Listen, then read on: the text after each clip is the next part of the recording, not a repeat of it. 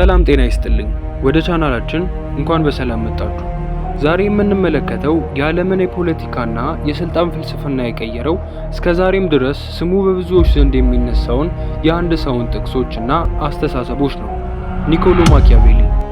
ኒኮሎ ማኪያቬሊ በ15ኛው ክፍለ ዘመን በ1469 ዓ.ም በጣሊያን ፍሎረንስ ከተማ የተወለደ ጸሐፊ፣ ፖለቲከኛ እና ፈላስፋ ነበር። ማኪያቬሊ በዘመኑ የነበረውን የስልጣን ሽኩቻ፣ ክህደትና ጦርነት በቅርበት የተመለከተ ሰው ነው።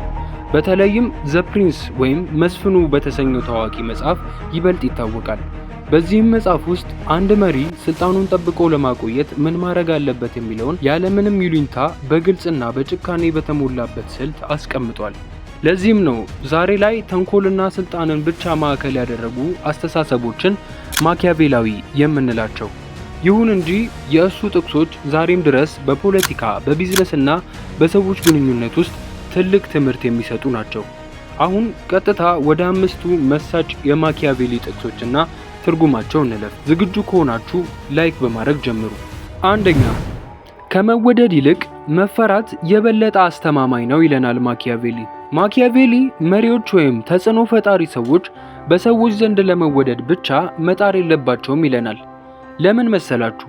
የሰው ልጅ ፍቅር ጥቅማ ጥቅም ላይ የተመሰረተ ስለሆነ ሁኔታዎች ሲቀየሩ በቀላሉ ይጠፋል። ፈተና ሲመጣም ሰዎችን ይከዳሉ። ፍርሃት ግን ዘላቂ ነው።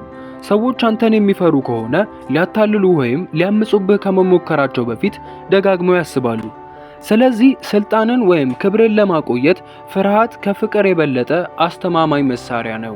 ሁለተኛ፣ ውጤቱ የተጠቀሙበትን መንገድ ያጸድቀዋል። ይህ ጥቅስ የማኪያቬሊዝም ፍልስፍና ዋና ማዕከል ነው። ትርጉሙም ዋናው ነገር የደረስክበት ስኬት ወይም ያመጣኸው ትልቅ ውጤት እንጂ እዚያ ስኬት ላይ ለመድረስ የተጠቀምክበት መንገድ ብዙም ግምት አይሰጠውም የሚል ነው።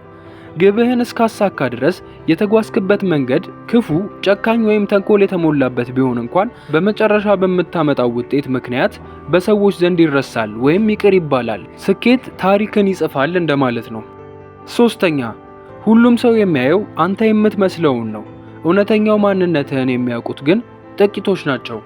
በፖለቲካም ሆነ በዕለት ተዕለት ህይወታችን አብዛኛው ሰው የሚፈርደው በምናሳየው ውጫዊ ገጽታ ላይ ብቻ ነው። እውነተኛ ማንነታችን፣ ስልታችንንና ድክመታችንን ማወቅ የሚችሉት ግን በጣም ጥቂት ለእኛ ቅርብ የሆኑ ሰዎች ናቸው።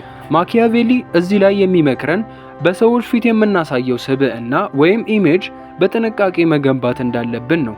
ምክንያቱም ዓለም የምታምን በምታሳያት ነገር ላይ ተመስርታ ነው። አራተኛ፣ ወጥመዶችን ለማወቅ ቀበሮ፣ ተኩላዎችን ለማስፈራራት ደግሞ አንበሳ መሆን ያስፈልጋል። አንድ ስኬታማ መሪ ወይም ግለሰብ ሁለቱንም ባህሪያት ማጣመር አለበት ይላል። እንደ አንበሳ ጉልበትና ኃይል ብቻ ካለህ በተንኮለኞች በተዘረጋው ድብቅ ወጥመድ ውስጥ ትወድቃለህ።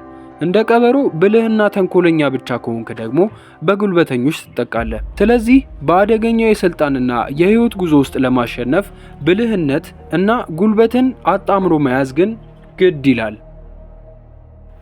አምስተኛ፣ በማታለል ወይም በብልሃት ማሸነፍ የምትችለውን ነገር በጉልበት ለማሸነፍ በጭራሽ አትሞክር።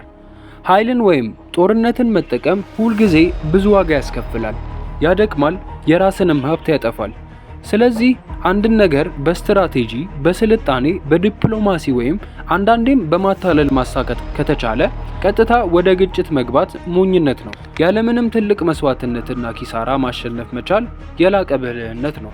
እንግዲህ የማኪያቬሊ አስተሳሰቦች ምንም እንኳን ጨካኝና የራስ ወዳድነት ቢመስሉም ዛሬም ድረስ በፖለቲካውና በቢዝነሱም ዓለም ውስጥ ሰዎች በስፋት የሚጠቀሙባቸው ስልቶች ናቸው። እነዚህ 5 ጥቅሶች ውስጥ የእናንተን አስተሳሰብ ይበልጥ የነካው የትኛው ነው? ከታች ኮመንት መስጫው ላይ አጋሩ።